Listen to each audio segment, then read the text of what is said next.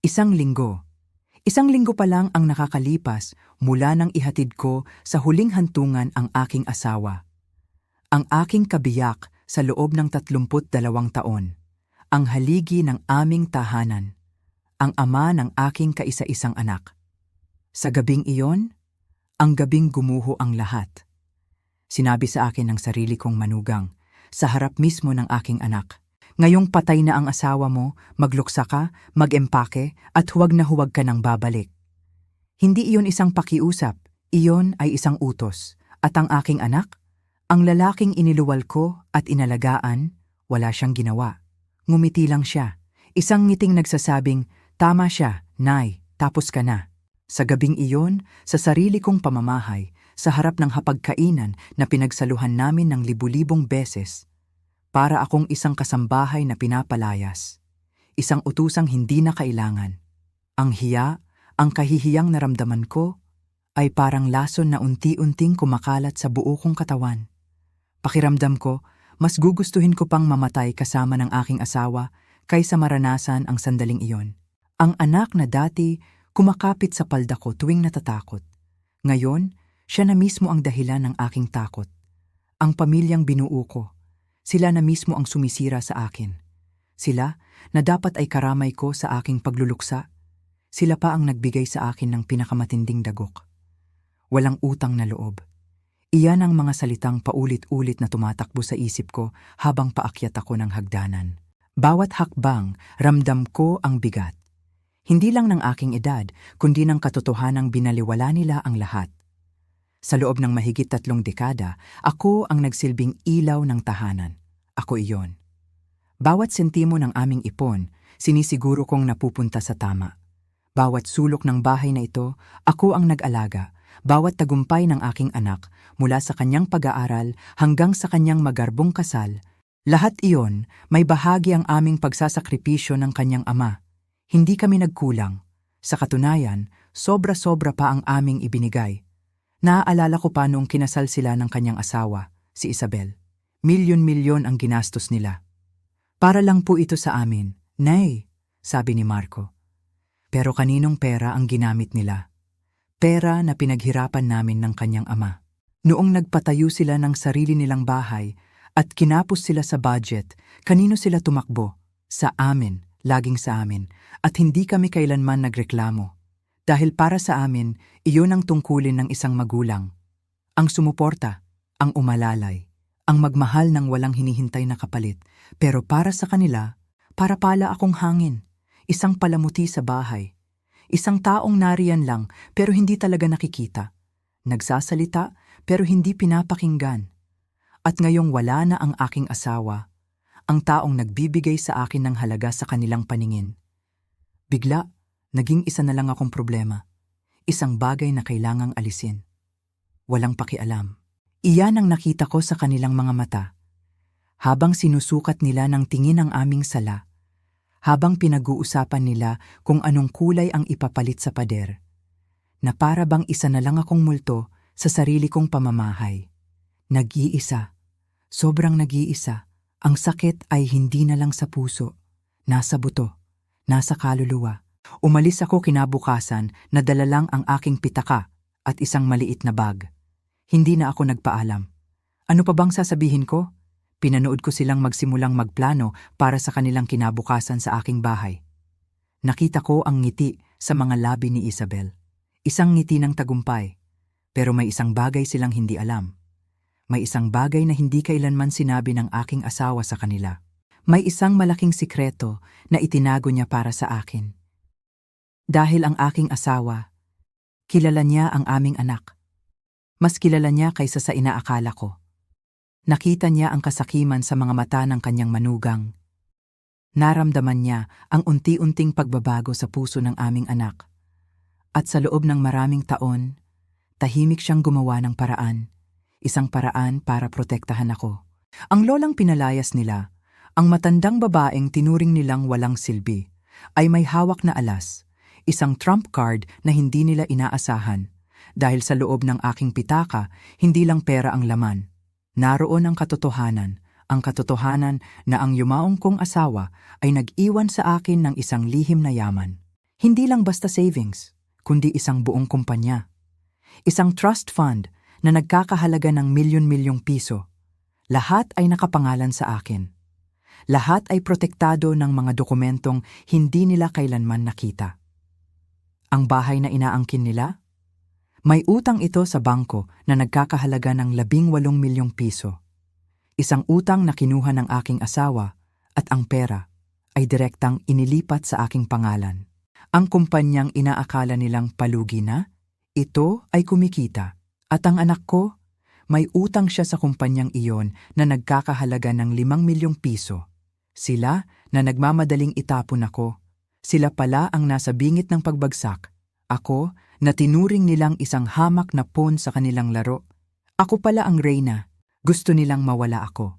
Gusto nilang manahimik ako habang buhay.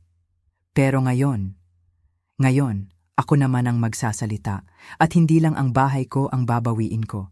Babawiin ko ang aking dangal, ang aking karangalan bilang isang ina, bilang isang asawa, at bilang isang tao.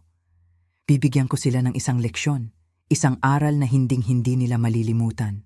Isang kwentong isasalin pa nila sa kanilang mga apo, ang kwento kung paano nila minaliit ang kanilang ina at kung paano ipinakita ng inang iyon ang kanyang tunay na lakas. Hindi ito kwento ng paghihiganti. Ito ay kwento ng hustisya. Justice. Ito ang aking kwento. Kung naranasan mo ng maramdamang dayuhan ka sa sarili mong tahanan, kung naranasan mo ng baliwalain ng mga taong pinagsilbihan mo, i-like at i-share mo ang video na ito. At huwag kalimutang mag-comment sa ibaba. Kwentuhan mo ako. Nais kong marinig ang iyong boses. Ibahagi mo sa akin ang iyong karanasan. At syempre, sabihin mo sa akin, saan kayo nanonood? Gusto kong malaman kung gaano kalayo ang nararating ng aking laban. Magsimula na tayo. Umakyat ako sa hagdanan. Ang bawat baitang ay parang isang bundok na kailangan kong akyatin. Ang mga binti ko, na dati malakas at sanay sa pag-aalaga sa bahay na ito, ay tila naging mahina at nanginginig. Ang mga salita ng aking manugang at ang nakakabinging katahimikan ng aking anak ay umuulit-ulit sa aking isipan. 2 linggo. Iyon ang ibinigay nilang taning. 2 linggo para iwanan ang tahanang binuo namin ng aking yumaong asawa sa loob ng 32 taon. 2 linggo para iempake ang mga alaala, ang mga tawa, ang mga luha, at maglaho na parang bula.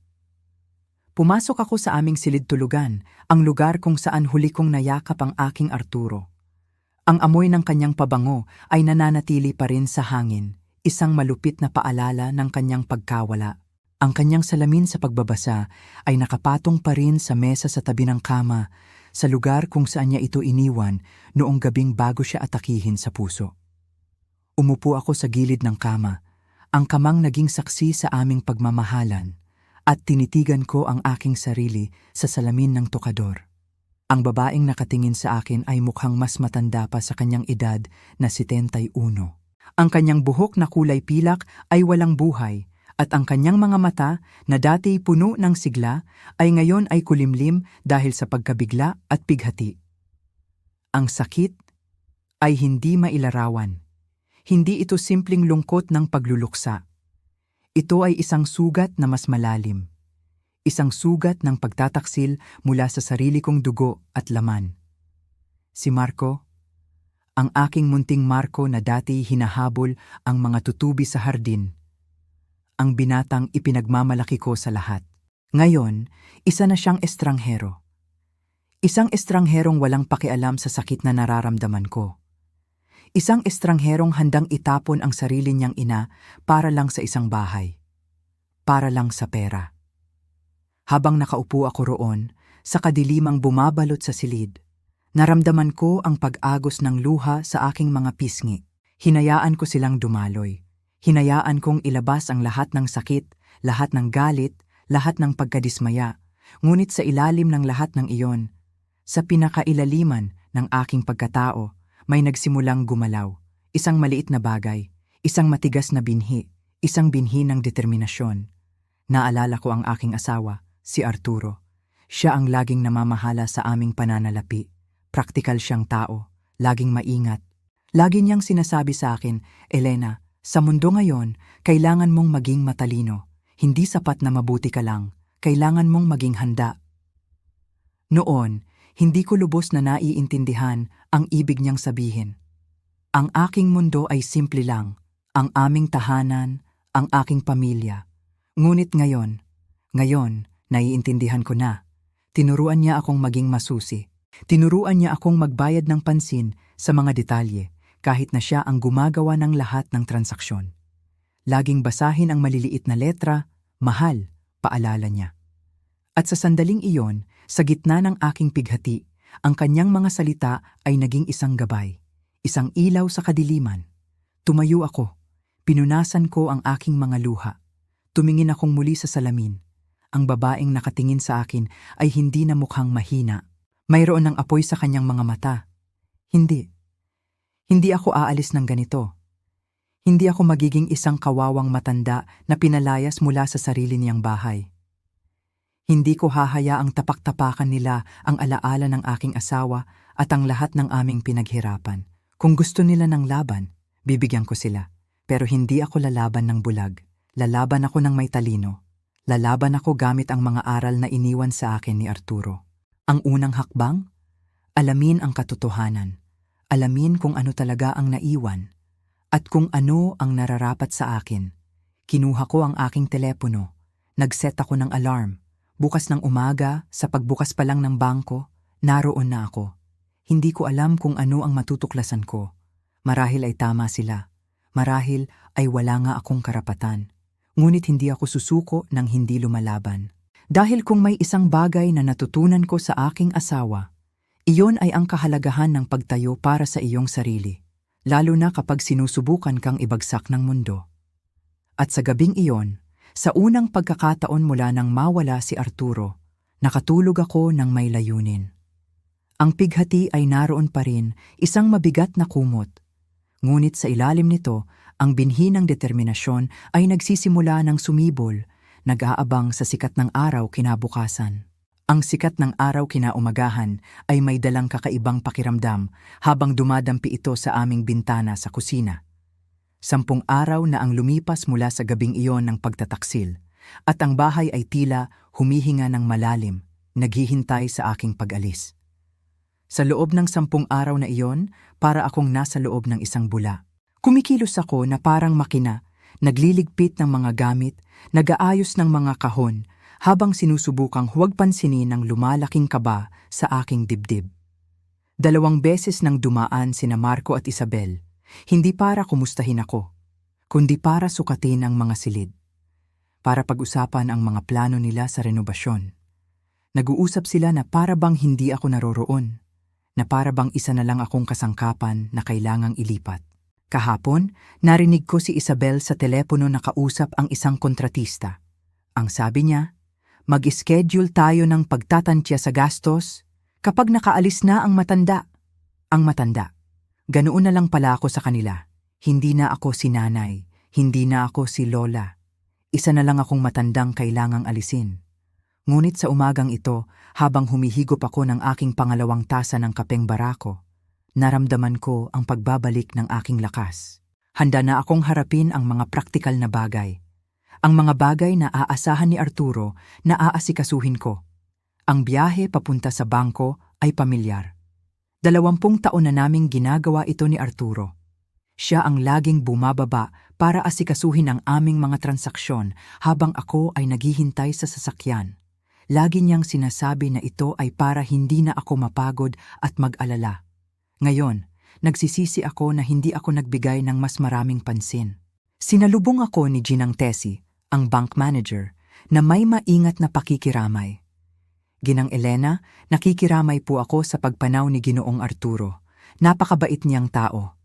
Salamat Tessie, sagot ko, habang mahigpit na hawak ang aking bag. Kailangan kong maintindihan ang aking sitwasyon sa pananalapi. Si Arturo po kasi ang humahawak ng lahat at sa totoo lang, ako'y medyo nalilito. Siyempre po, Ginang Elena, huwag po kayong mag-alala. Hayaan ninyong tingnan ko ang inyong mga account, sabi niya ng may pag-unawa. Nagsimula siyang mag-type sa kanyang computer. Pagkaraan ng ilang sandali, nakita kong bahagyang tumaas ang kanyang mga kilay. Ay, Bulong niya. Bigla akong kinabahan. Naunahan na kaya ako ni na Marco at Isabel? May problema po ba? Tanong ko. Naku, hindi naman po sa problema, Ginang Elena. Mabilis niyang sagot. Nagulat lang po ako. Medyo marami po pala kayong account dito, higit sa inaasahan ko. Ipinakita niya muna sa akin ang aming joint checking account, ang ginagamit namin para sa mga gastusin sa bahay. Ang balanse ay sapat na para sa ilang buwan kung magtitipid ako. Nakahinga ako ng maluwag. Kahit papaano, hindi ako magiging palaboy. At ito naman po, patuloy niya, ang inyong savings account na nakapangalan sa inyong dalawa. Inabot niya sa akin ang isa pang printout. Ang halaga dito ay mas malaki, sapat na para suportahan ako sa loob ng ilang taon. Salamat sa Diyos, bulong ko, laging maingat sa pag-iipon si Arturo. Opo, napakametikuloso niya, sang-ayon ni Tessie, ngunit nakakunot pa rin ang kanyang noo habang nakatingin sa screen. Ginang Elena, may nakikita pa po akong ilang account dito na kailangan kong i-verify. Ang ilan po ay nakapangalan sa inyo lamang. Sa akin lang, naguluhan ako. Imposible po iyan. Si Arturo po ang namamahala sa lahat ng aming pera. Muli siyang nag-type. Ayon po sa aming mga talaan, mayroon pa pong 4 na karagdagang account. 2 time deposit, 1 money market account, at ito po ay interesante, 1 trust account na itinatag 5 taon na ang nakalipas. Nagsimulang umikot ang aking ulo. Hindi ko po maintindihan. Kailan may hindi ito nabanggit sa akin ni Arturo. Nag-aatubili si Tessie, maingat na pinipili ang kanyang mga salita. Minsan po, ang mga kliyente ay nagtatatag ng hiwalay na mga account bilang isang uri ng proteksyon. Lalo na po kung may mga komplikadong dinamika sa pamilya. Ang mga salita niya ay tumama sa akin. Naalala ko ang pag-uugali ni Arturo sa mga nakaraang taon. Kung paano siya nagsimulang magtanong tungkol sa mga gawi sa paggastos ni Isabel. Kung paano siya tumatahimik kapag binabanggit ni Marco ang kanilang mga problema sa pera. Maaari ko po bang malaman ang tungkol sa mga account na iyon? Halos pabulong kong tanong. Nagprint si Tessie ng ilang pahina pa. Ang mga time deposit ay may malalaking halaga. Ang money market account ay regular na tumatanggap ng maliliit na paglilipat mula sa aming joint account. 2,000 piso dito, 3,000 piso doon. Ngunit sa paglipas ng panahon, lumaki ito ng husto. Ang mga numero ay lumalangoy sa harap ng aking mga mata. Hindi ito mga emergency fund lang. Ito ay seryosong pera. Sapat para bumili ng isang magandang bahay. Sapat para mabuhay ng komportable sa natitirang bahagi ng aking buhay. Paano pong nangyari ito? Tanong ko. Wala po akong pinirmahan. Sa totoo lang po, meron. Marahang sabi ni Tessie. Naglabas siya ng isang folder. Narito po ang inyong mga pirma sa lahat ng papeles. Ipinakita niya sa akin ang mga dokumento. Naroon nga ang aking pirma, may petsa at mga testigo. Hindi ko matanda ang pinirmahan ng mga ito. Ngunit nang tingnan ko ang mga petsa, naalala ko ang ilan sa mga pagkakataong iyon. Isang araw na nagpunta kami para i-update ang aming address. Isang beses na lumipat kami sa isang bagong uri ng checking account. Hindi niya sinabi sa akin kung ano talaga ang pinipirmahan ko, bulong ko. Hindi po ito bihira, maingat na sabi ni Tessie. Legal po ang lahat. Ang mga account na ito ay lehitimong sa inyo. Habang sinusubukan kong iproseso ang lahat, may isa pang sinabi si Tessie na mas lalong nagpagulo sa aking isipan. May isa pa pong bagay, Ginang Elena, sabi niya. Ang trust account po na nabanggit ko, ito po ay tumatanggap ng mga paglilipat mula sa isang business account sa loob ng 5 taon, ang Arturo Builders Trust. Pero naibenta na po ni Arturo ang negosyo nang magretiro siya, giit ko. Sabi ni Marco, halos hindi raw sumapat ang pinagbentahan para pambayad sa mga utang. Tiningnan muli ni Tessie ang kanyang screen. Ayon po sa aming mga talaan, aktibo pa rin ang business account. May mga regular na deposito at pagkatapos ay mga paglilipat sa inyong trust account. Ginang Elena, sa tingin ko po, kailangan ninyong kausapin ang accountant ng negosyo. Baka may higit pa sa inyong sitwasyon sa pananalapi na hindi ninyo nalalaman. Umalis ako sa bangko na tulala, ang aking bag ay mabigat sa mga bank statement at printout. Sa halip na umuwi, huminto ako sa isang cafe at binasa ang lahat. Hindi nagsisinungaling ang mga numero. Sa paanong paraan, nang hindi ko nalalaman, sistematikong pinoprotektahan ako ni Arturo. Bawat account, bawat investment, bawat trust fund ay nakaayos para matiyak na ako ay magiging malaya sa pananalapi. At habang pinag-aaralan ko ang mga statement ng trust account, isang pattern ang lumitaw. Ang mga deposito ay tumutugma sa mga pagbisita ni Marco sa mga nakaraang 5 taon. Laging mas malalaking halaga pagkatapos niyang humingi ng tulong sa kanyang ama o kapag nagpaparinig si Isabel tungkol sa kanilang mga problema sa pera. Binibigyan ni Arturo ng pera ang aming anak, ngunit kasabay nito, nagtatabi siya ng katumbas o mas malaking halaga para sa akin, na para bang alam niya, na balang araw, kakailanganin kong tumayo sa sarili kong mga paa. Ang opisina ng accountant, si Ginang Lorna Reyes, ay nasa isang simpleng gusali sa pagitan ng isang dry cleaner at isang tax preparation service. Hindi pa ako nakapunta rito dati. Si Arturo ang laging nakikipagpulong, sinasabing mga nakakainip na papeles lang daw iyon na magbibigay lang sa akin ng sakit ng ulo. Ngayon, naiintindihan ko na. Pinoprotektahan niya ako mula sa higit pa sa simpleng pagkabagot. Si Ginang Reyes ay halos kaedad ko. May buhok na kulay abo na nakatali sa isang praktikal na bun at may mababait na mga mata sa likod ng kanyang salamin. 15 taon na niyang hawak ang mga libro ng Arturo Builders. Ginang Elena, bati niya, habang itinuturo ang isang upuan sa tapat ng kanyang magulong mesa. Una po sa lahat, nakikiramay po ako. Mabuting tao si Ginoong Arturo at isang tapat na negosyante. Mamimiss ko ang aming mga quarterly meeting. Salamat Ginang Reyes, sagot ko habang inilalagay ang aking bag na naglalaman ng mga bank statement. Narito po ako dahil sinusubukan kong intindihin ang aming sitwasyon sa pananalapi. Nabanggit po ng bangko ang tungkol sa patuloy na kita ng negosyo na hindi ko alam. Bahagyang tumaas ang kilay ni Ginang Reyes. Hindi ninyo po alam? Kakaiba po iyon? Madalas kayong ikwento sa akin ni Ginoong Arturo at akala ko po. Hindi niya tinapos ang kanyang sasabihin. Pakiusap po, sabi ko. Kailangan kong maintindihan kung ano ang nangyayari. Sinabi po sa akin ng aking anak na naibenta na ang negosyo, maraming taon na ang nakalipas at halos walang natira. Naibenta? Tumingin sa akin si Ginang Reyes na may tunay na pagkalito. Ginang Elena, hindi po naibenta ang Arturo Builders. Ito po ay inayos muli, ini-restructure. Bumaling siya sa kanyang computer at nagbukas ng mga file. 5 taon na po ang nakalipas, inilipat ni Ginoong Arturo ang pagmamay-ari ng mga asset ng kumpanya sa isang trust, ang Arturo Builders Trust. Kayo po ang nakalista bilang nag-iisang benepisyaryo. Parang bahagyang umikot ang silid. Hindi ako makapagsalita. Ako? Ang may-ari ng kumpanya? Well, ang trust po ang teknikal na nagmamay-ari nito at kayo po ang nagmamay-ari ng trust, paglilinaw niya. At sa totoo lang po, napakamatagumpay nito. Naging maingat po ang inyong asawa sa mga kontratang tinatanggap niya matapos ang restructuring. Mas maliliit na trabaho, maaasahang mga kliyente, tuloy-tuloy na kita sa halip na pabago-bagong kita mula sa malalaking komersyal na proyekto. Nagprint siya ng ilang pahina at iniabot sa akin. Ito po ang mga profit and loss statement sa nakaraang 5 taon. Tulad po ng makikita ninyo, ang kumpanya ay patuloy na kumikita ng malaki.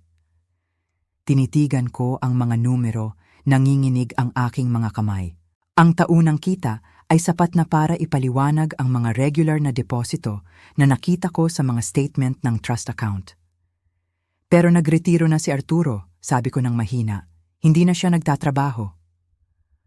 Umatras po siya sa pang-araw-araw na operasyon, opo. Paliwanag ni Ginang Reyes. Ngunit pinanatili niya ang pangangasiwa at siya ang humahawak sa mga malalaking estratehikong desisyon. Ang mismong trabaho sa construction ay pinamamahalaan na ni Mang Tomas. Naniniwala po akong kilala ninyo siya. Tumango ako. Si Mang Tomas ay mahigit 20 taon nang nagtatrabaho para kay Arturo. Nagsimula bilang isang batang apprentice at umangat hanggang maging foreman. Nandoon siya sa burol, isa sa iilang tao na tila tunay na nagluluksa. Si Mang Tomas na po ang halos nagpapatakbo ng kumpanya sa nakaraang 5 taon, patuloy ni Ginang Reyes. Inayos po ito ni Ginoong Arturo na si Mang Tomas ay makakatanggap ng porsyento ng kita bilang performance bonus na nagpapanatili sa kanyang motibasyon at katapatan. Naging napakamatagumpay na arrangement po ito. Bakit hindi niya ito sinabi sa akin? Ang tanong ay lumabas na parang bulong. Nagalangan si Ginang Reyes, halatang hindi komportable. Ginang Elena, baka po hindi ko ito dapat sabihin, ngunit nababahala po si Ginoong Arturo sa panggigipit mula sa pamilya. Nabanggit niya na ang inyong anak ay may mga problema sa pananalapi at ang asawa nito ay may magastos na pamumuhay. Nag-aalala si Ginoong Arturo na kung malalaman ng pamilya ang tungkol sa patuloy na kita ng negosyo, magkakaroon ng mga inaasahan at mga hiling na maaaring makompromiso ang inyong seguridad sa hinaharap. Ang mga piraso ng puzzle ay unti-unting nabubuo ng may kasamang sakit. Bawat beses na humihingi ng pautang si Marco sa kanyang ama, bawat beses na nagpaparinig si Isabel tungkol sa kung gaano kami kaginhawa, kinakalkula pala ni Arturo kung paano tutulungan ang aming anak nang hindi isinasakripisyo ang aking kalayaan sa hinaharap. Pinoprotektahan niya ako, sabi ko, ang mga salita ay mabigat sa bigat ng katotohanan. Pinoprotektahan niya po kayong pareho sa magkaibang paraan, marahang sabi ni Ginang Reyes. Ang mga pautang na ibinigay niya kay Marco sa paglipas ng mga taon ay malaki. Ngunit nagmula po iyon sa operating account ng negosyo, hindi mula sa inyong mga personal na ari-arian. At naging maingat po siya na idokumento ang lahat ng maayos. Naglabas siya ng isa pang folder. Ito po ang mga kopya ng lahat ng kasunduan sa pautang sa pagitan ng negosyo at ng inyong anak. Iginigiit po ni Ginoong Arturo na ituring ang mga ito bilang formal na transaksyon sa negosyo na may mga schedule ng pagbabayad at mga rate ng interes. Binuksan ko ang folder na nanginginig ang mga kamay. Pahina-pahinang mga dokumento ng pautang, bawat isa ay pirmado ni na Arturo at Marco. Ang mga halaga ay nakakagulat, 10,000 dolyar sa paglipas ng 5 taon na di umano'y para sa iba't ibang mga business venture at investment ni Marco. Sa peso, ito ay milyon-milyon. Nagbabayad po ba si Marco sa mga utang na ito? Tanong ko, kahit na alam ko na ang sagot. Naging hindi komportable ang ekspresyon ni Ginang Reyes. Ang schedule ng pagbabayad po ay nagpapakita ng malaking atraso. Kinabukasan, umupo kami ni Mang Tomas sa aking kusina. Sa edad na 55, taglay pa rin niya ang malalapad na balikat at makakapal na palad ng isang taong ginugulang buhay sa pagtatayo. Ngunit ang kanyang mga mata ay may bakas ng pagod na hindi ko pa nakita dati. Ang kanyang mga kamay na sanay sa trabaho ay nakahawak sa kanyang tasa ng kape. Ginang Elena, sa totoo lang po, sabi niya, ang kanyang boses ay magaspang dahil sa emosyon. Nag-alala po ako ng husto mula nang pumanaw si Ginoong Arturo. Dumaan po si Marco sa construction site noong 1 linggo. Pinag-uusapan ang tungkol sa pagsusuri ng mga ari-arian at pag-streamline ng mga operasyon. Hindi po maganda ang dating sa amin. Nagtimpla ako ng isa pang tasa ng kape. Ginagamit ang pamilyar na gawain upang pakalmahin ang aking mga nerbiyos. Mang Tomas, ano po ba talaga ang sinabi ng aking anak sa inyo? Tanong ko. Sabi niya po, ang pamilya daw ay dumadaan sa ilang mga problema sa pananalapi na may mga mahihirap na desisyon na kailangang gawin tungkol sa negosyo. Gusto niyang bigyan ko siya ng kumpletong listahan ng lahat ng aming kasalukuyang mga kontrata, kagamitan at mga projection ng cash flow. Nanigas ang panga ni Mang Tomas. Hiningi rin niya ang mga susi sa equipment yard at sa opisina. At ano po ang sinabi ninyo sa kanya? Tanong ko. Pinipigilan ang aking paghinga. Sinabi ko po na kailangan kong makausap kung sino man talaga ang namamahala ngayon. Laging sinasabi sa akin ni Ginoong Arturo na kung may mangyari sa kanya, dapat akong maghintay ng tamang instruksyon mula sa legal na may-ari. Tumingin sa akin si Mang Tomas. Hindi po niya sinabi na si Marco iyon. Isang malaking ginhawa ang bumalot sa akin. Inihanda ni Arturo ang senaryong ito, Tinitiyak na si Mang Tomas ay magiging isang tagapag-alaga ng negosyo sa halip na basta na lang itong ibigay sa sinumang mag-aangkin ng awtoridad. Mang Tomas, sabi ko, may kailangan po akong ibahagi sa inyo, ngunit kailangan ko po ang inyong salita na ang usapang ito ay mananatili sa pagitan natin sa ngayon. Naging seryoso ang kanyang ekspresyon. Mayroon po kayo niyan, ma'am. Inilatag ko ang mga dokumentong ibinigay sa akin ni Ginang Reyes. Ako po ang nagmamay-ari ng Arturo Builders, hindi si Marco, hindi ang kanyang ari-arian. Ako. Inilipat ni Arturo ang lahat sa isang trust 5 taon na ang nakalipas, at ako ang benepisyaryo. Nanlaki ang mga mata ni Mang Tomas habang pinag-aaralan niya ang mga papeles. Naku po, pasensya na po sa aking pananalita, ma'am, pero si Ginoong Arturo talaga, laging 3 hakbang ang nauuna. Totoo po iyan, sabi ko. At ayon po sa mga talaang ito, ang negosyo ay naging napakakumita sa ilalim ng inyong pamamahala. Isang bahid ng pagmamalaki ang dumaan sa mukha ni Mang Tomas. Bumuo po kami ng magandang reputasyon, Ginang Elena. Mga suking kliyente, dekalidad na trabaho, makatarungang presyo. Tinuruan po ako ni Ginoong Arturo na ang mga paulit-ulit na customer ay mas mahalaga kaysa sa anumang malaking e-score. Gusto ko pong ipagpatuloy ninyo ang lahat ng eksakto tulad ng dati, sabi ko. Ngunit kailangan ko pong maintindihan ang isang bagay. Si Marco ay hindi naging tapat tungkol sa sitwasyon sa pananalapi ng pamilya. Maaari niyo po bang ikwento sa akin ang anumang mga interaksyon na mayroon kayo sa kanya tungkol sa mga usapin sa negosyo? Naging madilim ang ekspresyon ni Mang Tomas. Marami po sa paglipas ng mga taon. Dumarating po siya kapag wala si Ginoong Arturo, nagtatanong tungkol sa cash flow, gustong malaman ang tungkol sa mga paparating na bayad mula sa mga kliyente. Ilang beses niyang iminungkahi na baka maaaring tulungan siya ng negosyo ng pansamantalang pondo para sa mga investment opportunity. At ano po ang sinasabi ninyo sa kanya? Na kailangan niyang kausapin ang kanyang ama. Hindi po ako tanga, Ginang Elena. Naging mas matigas ang boses ni Mang Tomas. Nakikita ko po kung ano ang nangyayari. Noong nakaraang taon, nagpakita pa siya sa bangko sa parehong araw na nagdeposito kami ng isang malaking bayad mula sa isang proyekto. Nagkataon lang daw, sabi niya, pero napaka-interesado niyang kausapin ang teller tungkol sa deposito. Nanikip ang aking tiyan. Minamanmanan ni Marco ang kita ng negosyo. Marahil ay sinusubukang i-timing ang kanyang mga hiling ng pautang upang tumugma sa pinakamataas na magagamit na cash. Mang Tomas, may itatanong po ako at kailangan ko po ng kumpletong katapatan. Sa tingin ninyo po ba, naiintindihan ni Marco kung gaano kalaking pera ang dumadaloy sa negosyong ito? Natahimik si Mang Tomas sandali, nag-iisip. Sa tingin ko po, alam niya na mas malaki ito kaysa sa ipinapaalam ng inyong pamilya, ngunit hindi ko po iniisip na alam niya ang buong lawak. Napakaingat po ni Ginoong Arturo na panatilihing hiwalay ang pananalapi ng negosyo at personal kahit man lang sa papel. Anong ibig ninyong sabihin? Well, matalino po ang inyong asawa. Kapag humihingi ng tulong si Marco, sinasabi sa kanya ni Ginoong Arturo na hirap ang negosyo, na manipis ang kita. Ngunit pagkatapos ay hahanap siya ng paraan para tumulong pa rin, karaniwan bilang isang pautang mula sa account ng negosyo sa halip na mula sa kanyang mga personal na pondo. Naglabas si Mang Tomas ng sarili niyang maliit na notebook, gastado na sa maraming taon ng paggamit. Itinatala ko po ang lahat, Ginang Elena. Isang ugali na itinuro sa akin ni Ginoong Arturo.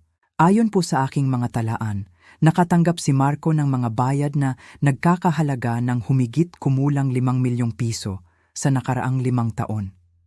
Ang numero ay mas mataas pa kaysa sa ipinakita sa akin ni Ginang Reyes. Mga bayad, hindi mga pautang, sabi ko. Iyan po ang ibig kong sabihin sa pagiging matalino ni Ginoong Arturo. Inayos niya ang mga ito bilang mga pautang sa papel na may mga schedule ng pagbabayad at lahat. Ngunit hindi niya kailanman ipinatupad ang mga tuntunin sa pagbabayad. Kapag hindi nakakabayad si Marco, hinahayaan lang ito ni Ginoong Arturo. Kaya iniisip ni Marco na wala siyang utang. Si Marco po ay kumikilos na parang wala siyang utang, pagtatama ni Mang Tomas. Kung talagang naniniwala siya rito o nagkukunwari lang, hindi ko po masabi. Sa sandaling iyon, narinig ko ang pagsara ng pinto ng sasakyan sa labas. Sa bintana ng kusina, nakita ko ang sasakyan ni Marco. Ang anak ko, mahina kong sabi.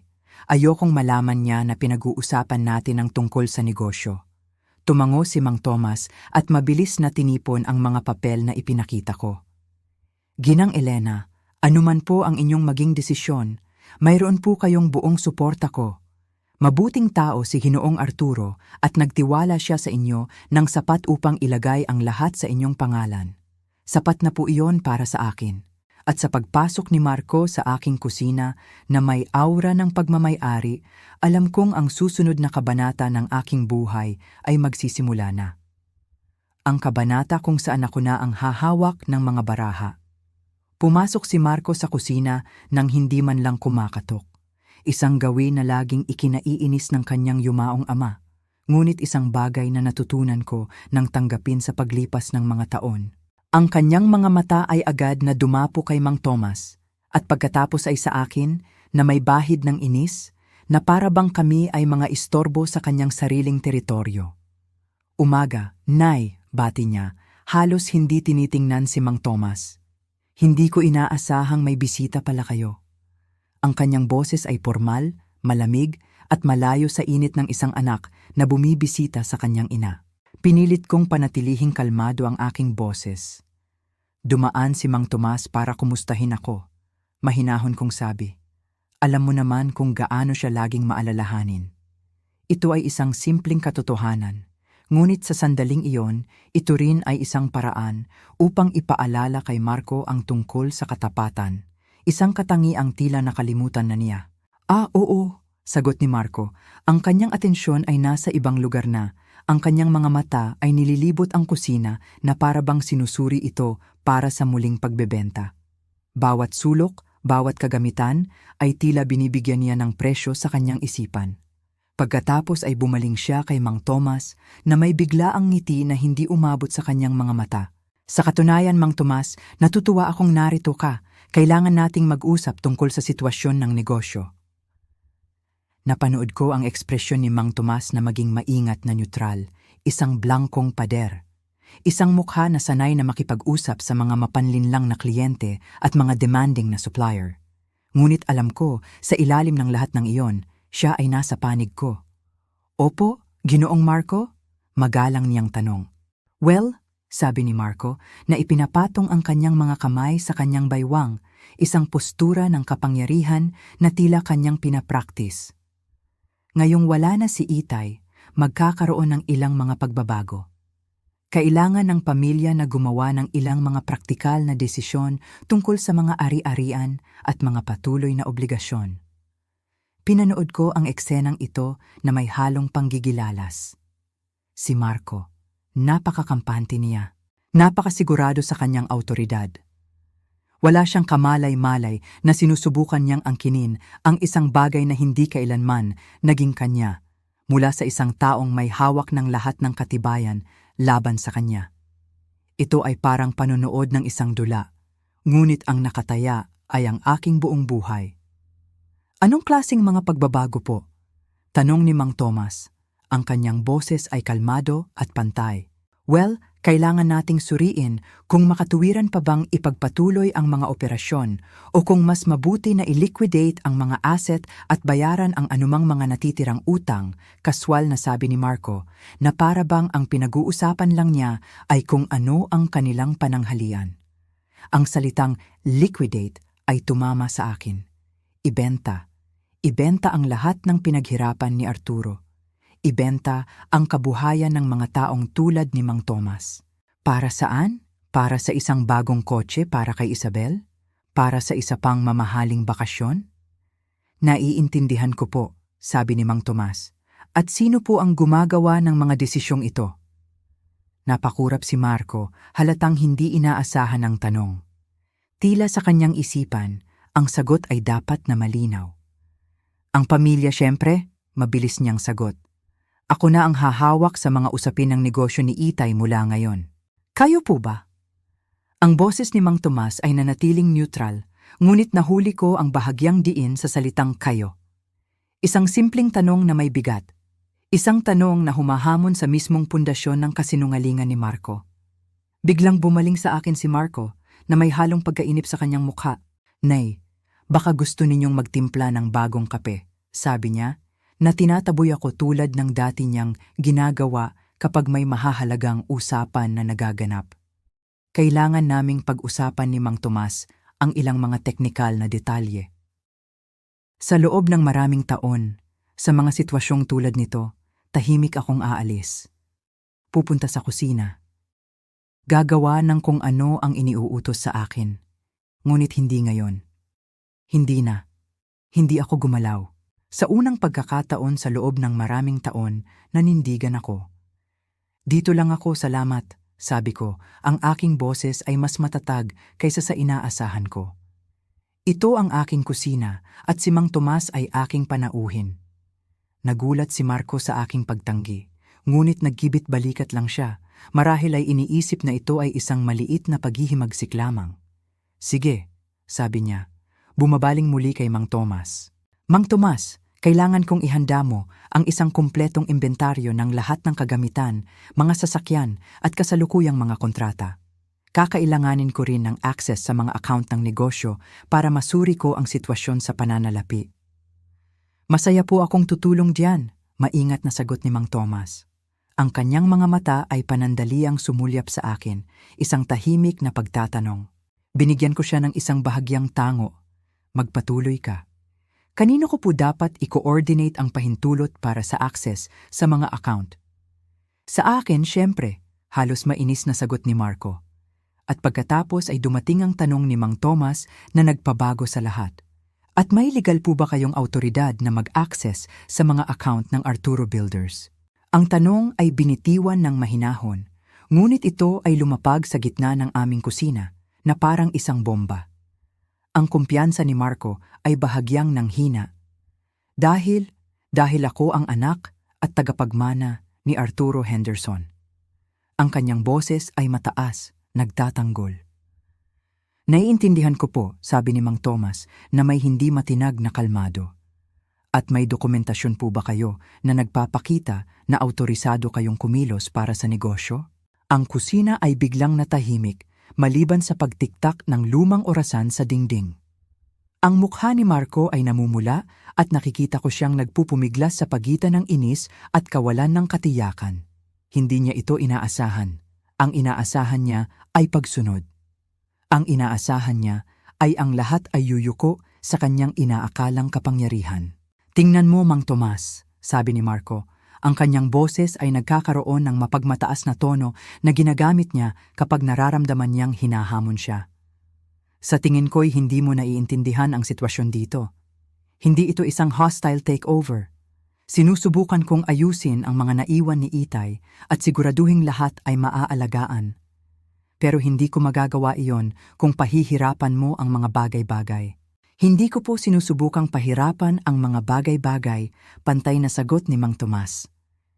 Sinusubukan ko lang pong maintindihan kung kanino ako dapat tumanggap ng utos. Napakalinaw po ng inyong ama tungkol sa mga tamang pamamaraan at dokumentasyon. Sa puntong ito, bumaling sa akin si Marco. Ang kanyang mga mata ay naghahanap ng suporta ng isang kakampi. Nay, ipaliwanag mo nga kay Mang Tomas na ako na ang humahawak sa mga negosyo ni Itay ngayon. Ito na ang sandali. Ang sandali ng pagpili.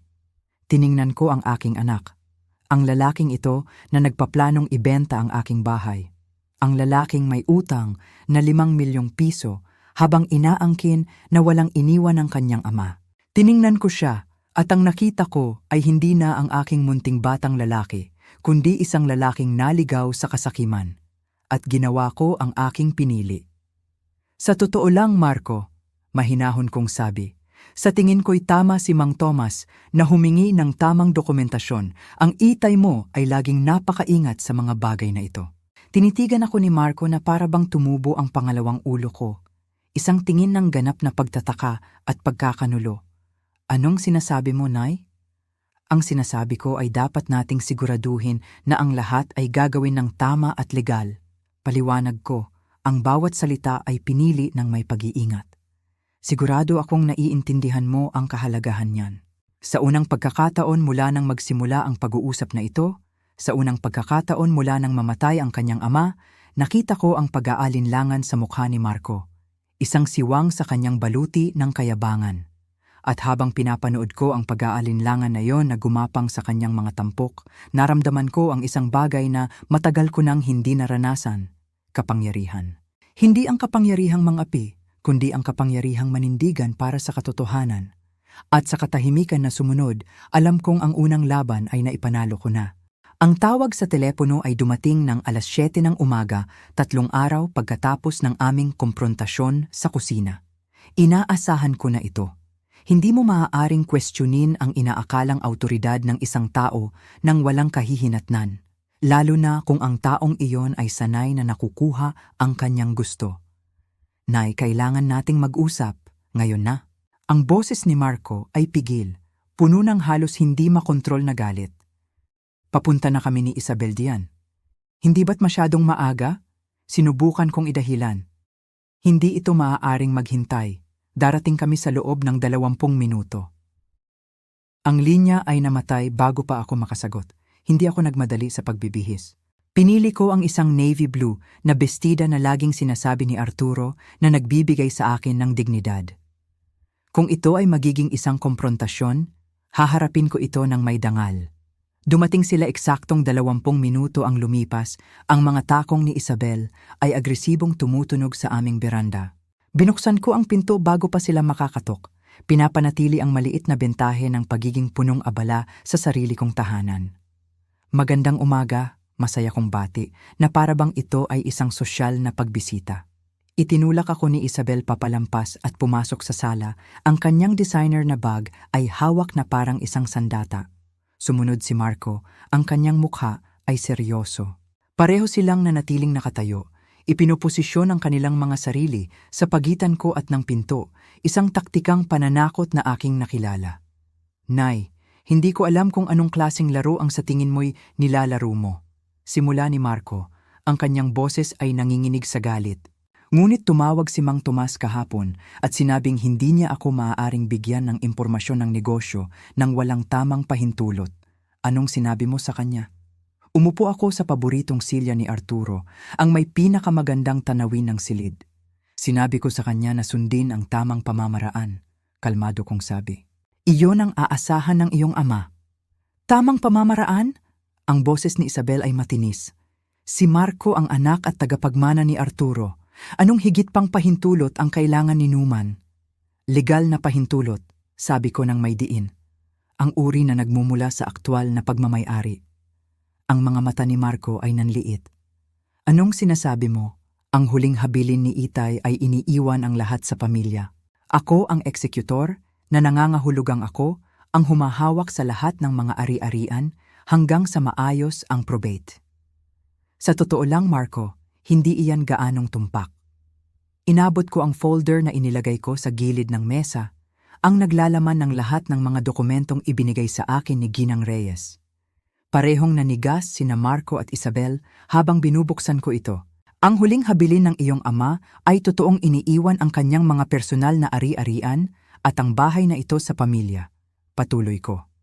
Ngunit ang Arturo Builders ay hindi bahagi ng kanyang ari-arian. 5 taon na itong hindi bahagi. Anong pinagsasabi mo? Sigaw ni Marco. Inilabas ko ang mga dokumento ng trust at inilagay ang mga ito sa mesang kape sa pagitan namin. Ang Arturo Builders ay pag-aari na ng Arturo Builders Trust mula pa noong 2019. At ako ang nag-iisang benepisyaryo ng trust na iyon. Ang katahimikan na sumunod ay nakakabingi. Ang tanging maririnig ay ang mabilis na paghinga ni Isabel. Siya ang unang dumampot sa mga dokumento. Ang kanyang mga daliring may manicure ay nanginginig habang binabasa niya ang legal na lengguwahe. Nagbasa si Marco sa ibabaw ng kanyang balikat. Ang kanyang mukha ay unti-unting namumutla. Imposible ito, bulong ni Isabel. Ang kanyang mga mata ay puno ng hindi paniniwala. Wala kang alam sa negosyo. Hindi ka nga marunong magbalanse ng tseke. Tama ka, hindi nga ako marunong, pagamin ko. Ang iyong ama ang humahawak sa lahat ng iyon. Ngunit tila, marami siyang naintindihan tungkol sa sitwasyon ng ating pamilya na ako inaging masyadong mapaniwalain para makita. Napaupo si Marco sa sofa na para bang bumigay ang kanyang mga binti. Pero ang negosyo ay hirap. Laging sinasabi ni Itay na manipis ang kita na halos hindi sapat para mapanatili ang mga operasyon. Ang negosyo ay napakakumita sa katunayan. Ibinigay ko sa kanya ang isa pang set ng mga papel. Narito ang mga financial statement sa nakaraang 5 taon. Ang panonood sa mukha ni Marco habang pinoproseso niya ang mga numero ay parang panonood sa isang taong napagtanto na naglalaro siya ng dama, habang ang lahat ng iba pa ay naglalaro ng chess. Ang mga kitang ito, ang boses ni Marco ay halos hindi marinig. Saan napunta ang perang ito? Ang ilan sa mga ito ay napunta sa iyo, Marco. Medyo malaking bahagi, sa katunayan. Inilabas ko ang dokumentasyon ng utang. 5 milyong piso sa loob ng 5 taon, para maging eksakto. Hinablot ni Romy ang mga papeles ng utang, ang kanyang mga mata ay galit na nag-scan. Nakasulat dito, mga pautang. Marco, sinabi mo sa akin na mga regalo iyon. Sinabi mo na tinutulungan tayo ng iyong ama na makapagsimula. Mga regalo iyon, sabi ni Marco, ngunit ang kanyang boses ay walang conviction. Hindi kailanman humingi ng bayad si Itay. Hindi niya nga binanggit ang mga schedule ng pagbabayad. Sa totoo lang, ginawa niya, mahinahon kong sabi. Si Ginang Reyes ay may mga kopya ng bawat pag-uusap, bawat hindi nabayarang hulog, bawat pagkakataon na pinili ng iyong ama na palawigin ang mga tuntunin sa halip na singilin ka sa iyong utang. Pinanood ko habang ang katotohanan ng kanilang sitwasyon ay nagsimulang lumubog. Itinayo ni Marco ang kanyang buhay pinansyal sa palagay na ang kabutihang loob ng kanyang ama ay magpapatuloy ng walang hanggan. Malamang na umutang siya laban sa mga inaasahang iyon, gumawa ng mga pangako batay sa perang inaakala niyang kanya. Pero hindi nito binabago ang anuman, biglang sabi ni Isabel. Ang kanyang boses ay nagkakaroon ng desperadong tono. Ang bahay ay mapupunta pa rin kay Marco. Iyon ay mas mahalaga kaysa sa isang maliit na kumpanya ng construction. Tinitigan ni Marco ang mga dokumento ng utang na para bang nakasulat ang mga ito sa isang banyagang wika. Pero, bakit niya gagawin ito? Bakit niya isasangla ang bahay para lang ilagay ang pera sa isang business account? Sa unang pagkakataon, mula nang magsimula ang pag-uusap na ito, hinayaan kong lumabas ang aking maingat na kinokontrol na mga emosyon. Dahil pinoprotektahan niya ako, Marco, sabi ko, ang aking boses ay nanginginig. Tinitiyak niya na anuman ang mangyari, magkakaroon ako ng seguridad sa pananalapi. Pinoprotektahan ka mula sa ano? Ang boses ni Marco ay paos. Mula dito, sabi ko. Ikinumpas ang aking kamay sa eksena sa harap ko. Mula sa pagpapalayas sa sarili kong tahanan ng mga miyembro ng pamilya na ang tingin sa akin ay isang pabigat sa halip na isang tao. Mula sa pagiging walang-wala habang inaangkin ng lahat ang inaakala nilang nararapat sa kanila.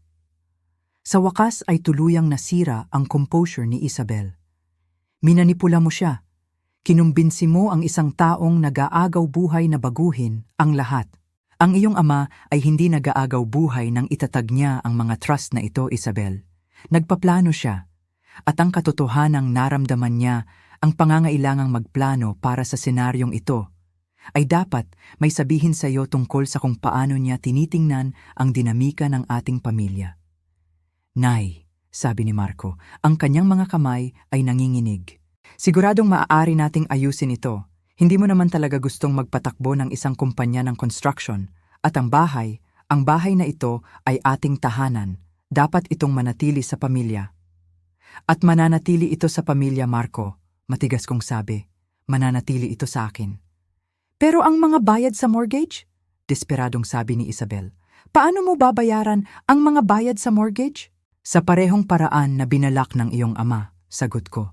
Gamit ang kita mula sa Arturo Builders. Tiniyak sa akin ni Mang Thomas na ang negosyo ay lubos na matatag at sinabi ni Ginang Reyes na ang cash flow ay madaling sasakop sa mga bayad sa utang, na may maraming matitira para sa aking mga gastusin. Tumayo ako, hinahaplos ang aking bestida.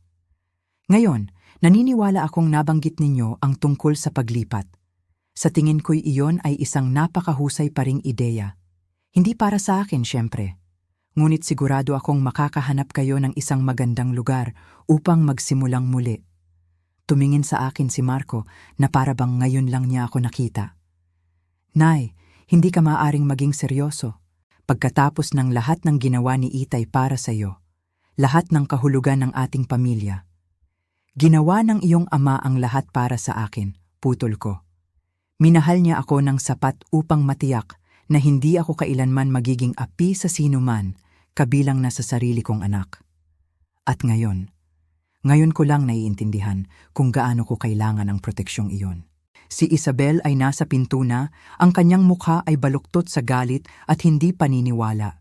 Hindi pa ito tapos, Elena. Lalabanan namin ito, kukontestahin namin ang lahat. Malaya kayong subukan, kalmado kong sabi. Ngunit dapat ninyong malaman na ang lahat ng ginawa ng inyong ama ay ganap na legal at maayos na nakadokumento. Si Ginang Reyes ay napakamasusi at naibigay na niya ang mga kopya ng lahat ng mahahalagang dokumento sa aking abogado. Huminto si Marco sa pinto, ang kanyang ekspresyon ay pinaghalong pagkalito at sakit. Hindi ko maintindihan. Nay, bakit mo ginagawa ito sa amin? Wala akong ginagawang anuman sa inyo, Marco. Sabi ko, ang aking boses ay matatag. Pinipigilan ko lang kayong gawin ito sa akin. Pagkaalis nila, umupo akong mag-isa sa biglaang katahimikan ng aking bahay. Aking bahay. Ang mga salitang iyon ay may bagong bigat, isang bagong kahulugan. Ang hangin ay tila mas magaan. Ang mga kulay sa silid ay tila mas matingkad. Sa unang pagkakataon sa loob ng maraming dekada, naramdaman ko ang isang bagay na halos nakalimutan ko na. Ang pakiramdam ng pagiging ganap na malaya sa pananalapi. Wala akong utang kaninuman at walang sino man ang maaaring kumuha ng kung ano ang mayroon ako. Mas malaki pa sa pera ang ibinigay sa akin ni Arturo. Binigyan niya ako ng kalayaan. Ang mga sumunod na linggo ay isang pagsubok sa aking bagong tuklas na lakas. Tulad ng inaasahan, sinubukan ni Marco at Isabel na labanan. Kumuha sila ng isang mamahaling abogado na dalubhasa sa mga kaso ng elder law at financial exploitation. Ang kanilang estratehiya ay malinaw.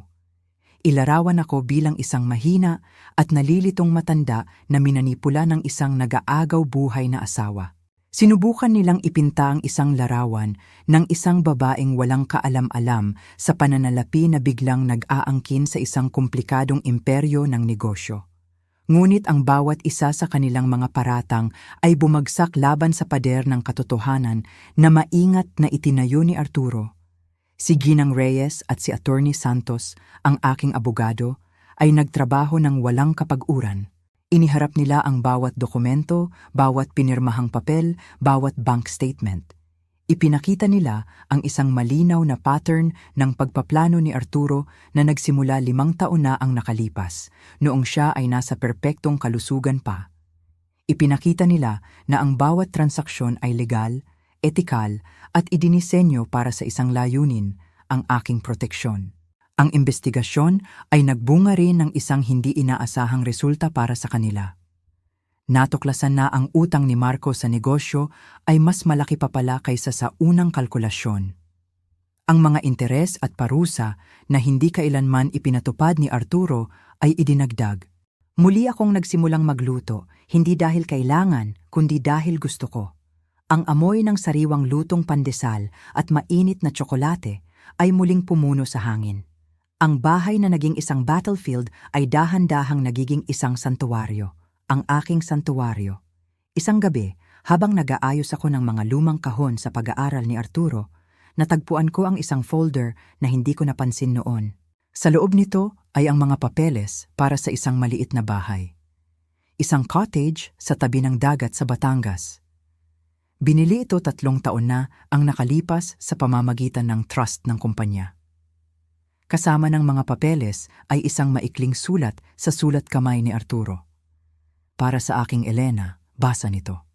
Para sa iyong pagre-retiro, kapag handa ka na para sa hangin ng dagat at walang iskediul kundi ang sa iyo.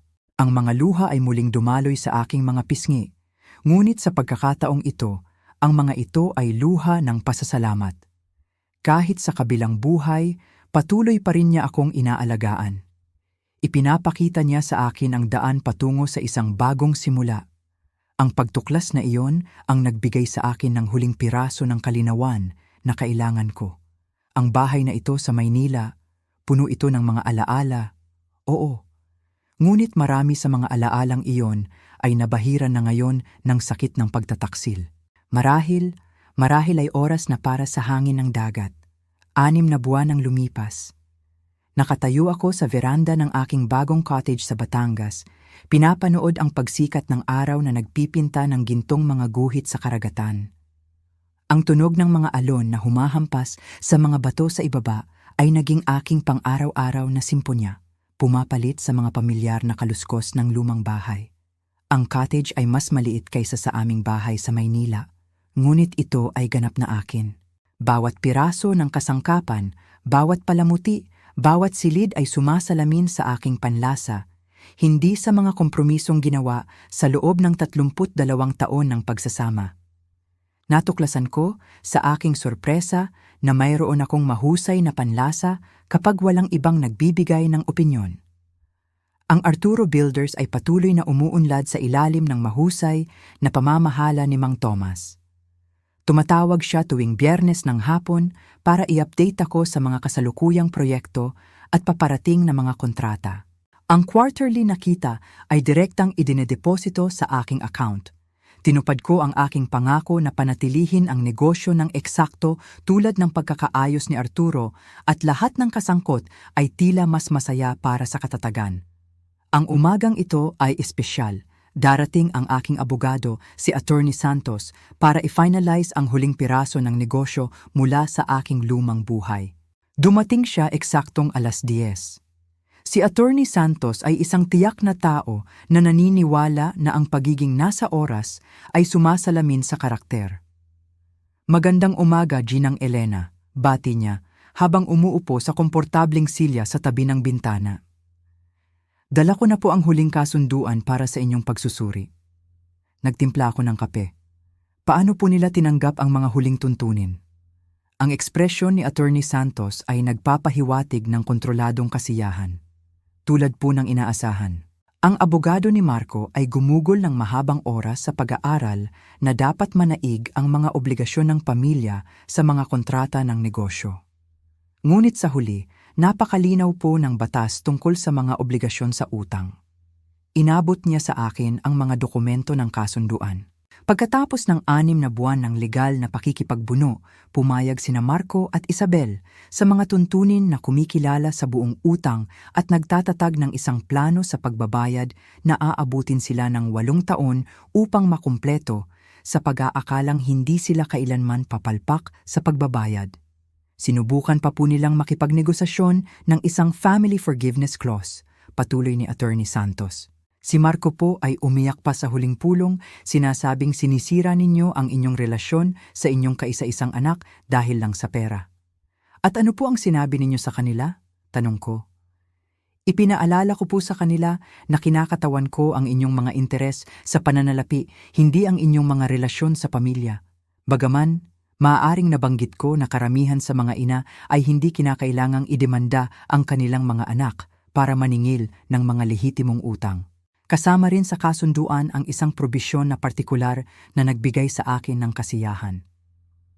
Kung hindi makakabayad sina Marco at Isabel, maaaring legal na kunin ng negosyo ang sahod ni Marco at maglagay ng mga lien sa anumang ari-arian na kanilang bibilhin.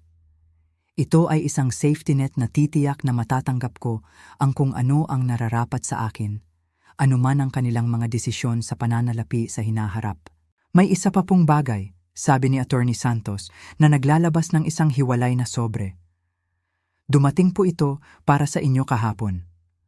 Ang sobre ay nakasulat sa pamilyar na sulat kamay ni Marco. Sa loob ay isang maikling sulat sa simpleng papel. Nay, basa nito. Alam kong marahil ay hindi ninyo ako mapapatawad sa paglaban sa inyo dito. Ngunit gusto kong malaman ninyo na sa wakas ay naiintindihan ko na kung ano ang ginagawa ni Itay. Kinailangan kong halos mawala ang lahat para makita ko kung gaano karami ang aking binaliwala. Nagpapayo na kami ni Isabel sa kasal at kumukuha ako ng 2 trabaho para makasunod sa schedule ng pagbabayad. Umaasa ako na balang araw, baka payagan ninyo akong makausap kayong muli. Patawad sa lahat. Marco, maingat kong tiniklop ang sulat at isinantabi ito. Ang paghingi ng tawad ay tila tunay. Nararamdaman ko iyon. Ngunit ito rin ay 6 na buwan na huli at udyok ng mga kahihinatnan sa halip na ng konsensya. May gusto po ba kayong ipasabi? Tanong ni Attorney Santos. Umiling ako. Wala po. Kung gusto ni Marco na muling buuin ang isang relasyon sa akin, magagawa niya ito sa parehong paraan ng pagbabayad niya sa kanyang utang. Dahan-dahan, tuloy-tuloy, at sa paglipas ng panahon. Pagkaalis ni Attorney Santos, dinala ko ang aking kape sa labas, sa veranda, at binasa muli ang sulat ni Marco. Ang pighati ay naroon pa rin, hindi lang para kay Arturo, kundi para sa anak na akala ko ipinalaki ko at sa mga relasyon sa pamilya na akala ko itotoo. Ngunit sa ilalim ng kalungkutan ay may isang bagay na mas malakas. Isang malalim na kasiyahan na nanindigan ako para sa aking sarili noong ito ay pinakamahalaga. Biglang tumunog ang aking telepono. Hindi ko nakilala ang numero. Hello, Ginang Elena? Si Linda po ito, anak ni Ginang Reyes. Siyempre, Linda. Kumusta ka? Mabuti po. Sana po ay hindi ako nakakaabala. Ikinuwento po sa akin ni Nanay ang inyong sitwasyon. Nag-oorganisa po ako ng isang support group para sa mga kababaihan na nakaranas ng financial manipulation mula sa pamilya. Naisip ko po, baka payag po kayong ibahagi ang inyong karanasan? Ang hiling ay ikinagulat ko. Hindi ko alam kung ano ang sasabihin ko. Magugulat po kayo kung gaano karaming kababaihan ang nasa katulad na sitwasyon. Ang inyong kwento ay maaaring makatulong sa kanila na mahanap ang lakas ng loob na protektahan ang kanilang sarili. Pinag-isipan ko ito. 6 na buwan na ang nakalipas. Ako ay isang naglulukhang byuda na nahaharap sa pagiging palaboy sa kamay ng sarili kong anak. Ngayon, ako ay malaya sa pananalapi, nakatira kung saan ko gusto, walang pananagutan kaninuman kundi sa aking sarili. Kailan mo gustong magsalita ako? Tanong ko. Isang bagong layunin. Isang paraan upang parangalan ang proteksyon ni Arturo at ang aking sariling pinaghirapang kalayaan. Kinagabihan, ginawa ko ang isang bagay na sinimulan kong gawin gabi-gabi. Umupo ako sa aking veranda na may isang baso ng alak at pinanood ang paglubog ng araw. Itinaas ko ang aking baso sa isang tahimik na pagpupugay kay Arturo. Minahal niya ako ng sapat upang matiyak na hindi ako magiging api. At minahal niya ako ng sapat upang matiyak na kapag dumating ang pagsubok, mayroon akong lahat ng kailangan ko para malampasan ito. Ang karagatan ay nagpatuloy sa kanyang walang hanggang pakikipag-usap sa dalampasigan. At ako'y nakaupo sa sarili kong tahanan, sa sarili kong veranda, namumuhay ng sarili kong buhay. At sa wakas ay nauunawaan kung ano talaga ang kahulugan ng kalayaan. Ang ibig sabihin nito ay kapayapaan. Pagkaalis ni Attorney Santos, nanatili akong nakaupo sa veranda, hawak ang aking tasa ng kape at ang liham mula kay Marco. Ang simoy ng hangin mula sa dagat ay banayad, dala ang amoy ng asin at ang pangako ng isang panibagong araw. Binasa kong muli ang kanyang mga salita. Patawad sa lahat, 2 salita. Napakasimpleng bigkasin, ngunit napakabigat ng kahulugan. Sa loob ng 6 na buwan, hinintay ko ang mga salitang ito. Sa mga gabing hindi ako makatulog, iniisip ko kung ano ang tumatakbo sa isip ng aking anak. Mayroon ba siyang pagsisisi? O puro galit lang? At ngayon, narito na. Nakasulat sa papel. Isang pag-amin ng pagkakamali. Isang paghingi ng tawad. Naramdaman ko ang kirot sa aking puso. Hindi ito ang matalim na sakit ng pagtataksil na naramdaman ko noon. Ito ay isang mapurol na kirot, Ang kirot ng isang ina na nakikita ang kanyang anak na nasasaktan, kahit na ang sakit na iyon ay bunga ng kanyang sariling mga pagkakamali. Nagtatrabaho ako ng 2 trabaho. Nagpapayo na kami sa kasal. Nakikita ko sa aking isipan ang aking anak. Pagod, puno ng alalahanin, sinusubukang ayusin ang buhay na winasak niya dahil sa kasakiman. Isang bahagi sa akin ang gustong tumawag sa kanya. Ang sabihing, "Anak, tama na. Kalimutan na natin ang lahat." Iyon ang puso ng isang ina, laging handang magpatawad, laging umaasa sa pagbabago. Ngunit pinigilan ko ang aking sarili dahil ang natutunan ko sa mapait na karanasang ito ay may pagkakaiba sa pagitan ng pagpapatawad at pagpapahintulot. Maaari kong patawarin ang aking anak sa aking puso para sa sarili kong kapayapaan. Ngunit hindi ko maaaring pahintulutan ang kanyang mga ginawa sa pamamagitan ng pag-aalis ng mga kahihinatnan. Ang pagbabayad sa utang, ang pagtatrabaho ng husto, iyon ang kanyang daan tungo sa pag-unawa. Iyon ang kanyang aral. At bilang isang ina, ang pinakamagandang magagawa ko ngayon ay hayaan siyang matuto nito. Ang pag-ibig, minsan, ay nangangahulugan ng pagpapaubaya.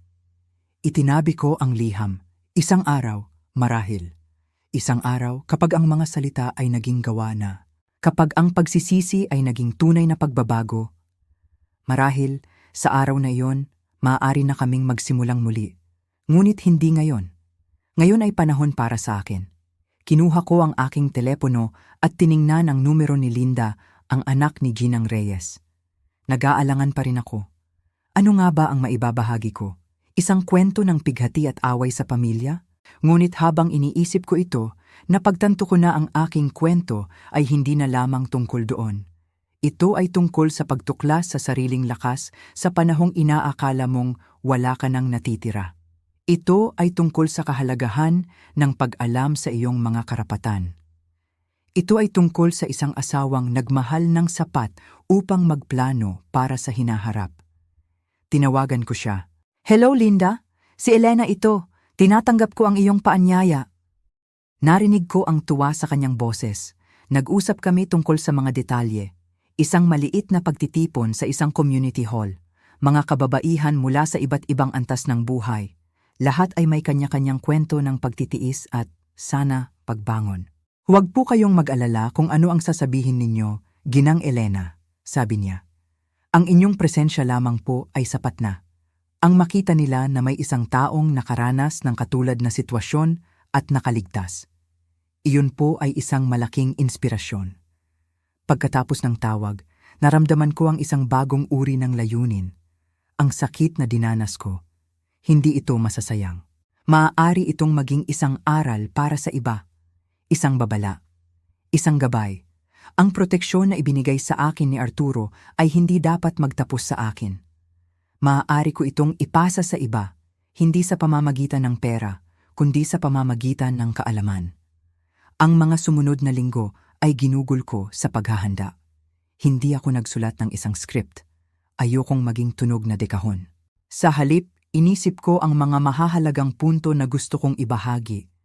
Ang pagkakaiba sa pagitan ng pagiging isang mapagmahal na miyembro ng pamilya at pagiging isang doormat. Ang kahalagahan ng pag-unawa sa iyong sariling sitwasyon sa pananalapi, gaano man ito kakomportable. Ang regalong ibinigay sa akin ni Arturo nang protektahan niya ang aking kinabukasan, kahit mula sa aming sariling anak. Dumating ang araw ng pagtitipon. Pagpasok ko sa hall, nakita ko ang mga mukha ng mga kababaihan. May mga bata pa, may mga kaedad ko, may mga mukhang pagod, may mga mukhang natatakot. Ngunit sa kanilang lahat, nakita ko ang isang kislap ng pag-asa. Nang ako na ang magsalita, huminga ako ng malalim at sinimulan ko ang aking kwento. Ikinuwento ko ang tungkol sa hapunan, ang sakit, ang kahihiyan. Ikinuwento ko ang tungkol sa aking pagpunta sa bangko, ang aking pagkatuklas. At habang nagsasalita ako, nakita ko ang mga pagtango ng pag-unawa. Nakita ko ang mga luhang namumuo sa kanilang mga mata, dahil ang aking kwento ay kanila ring kwento sa iba't ibang anyo. Hindi ako nagsalita tungkol sa paghihiganti, hindi rin tungkol sa mga legal na labanan. Sa halip, nagsalita ako tungkol sa dangal. Tungkol sa pagbawi sa iyong karapatan na igalang, hindi bilang isang asawa o ina, kundi bilang isang tao. Hindi natin mapipili ang mga pagsubok na darating sa ating buhay, sabi ko sa kanila. Ngunit maaari nating piliin kung paano natin haharapin ang mga ito. Maaari tayong manatiling biktima o maaari nating gamitin ang sakit upang matagpuan ang ating lakas. Pagkatapos kong magsalita, isa-isang lumapit sa akin ang mga kababaihan. May yumakap, may nagpasalamat, may nagbahagi ng sarili nilang mga lihim na pasanin. At sa sandaling iyon, naramdaman ko ang isang koneksyon na mas malalim pa sa relasyon ng dugo. Ang koneksyon ng mga kaluluwang nakaranas ng parehong sakit at naghahanap ng parehong liwanag. Umuwi ako sa aking cottage sa Batangas ng gabing iyon na may gaan sa aking puso.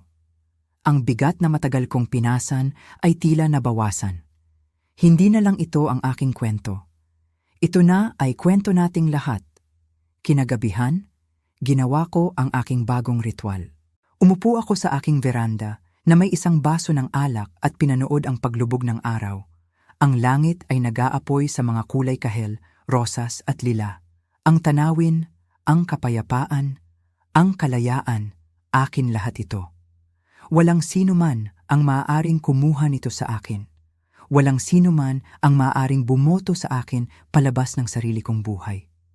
Walang sino man ang maaaring magpasya na ako ay itatapon na lang. Ang utang ni Marco ay mababayaran sa kalaunan. Kung gagawin niya ito ng responsable o kung kukunin ito ng kumpanya mula sa kanyang sahod, tinitiyak ng legal na kasunduan na ang hustisya ay maipapatupad anuman ang kanyang mga pagpipilian. Ngunit ang tunay na tagumpay ay hindi pinansyal.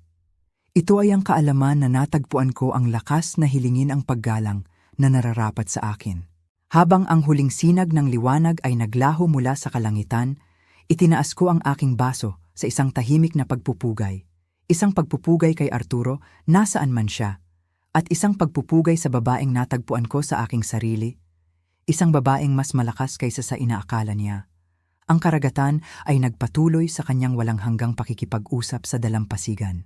At ako'y nakaupo sa sarili kong tahanan, sa sarili kong veranda, namumuhay ng sarili kong buhay, at sa wakas ay nauunawaan kung ano talaga ang kahulugan ng kalayaan. Hindi ito ang pagkakaroon ng maraming pera sa bangko. Hindi ito ang pagkakaroon ng magandang bahay. Ang tunay na kalayaan ay ang kapayapaan sa iyong puso.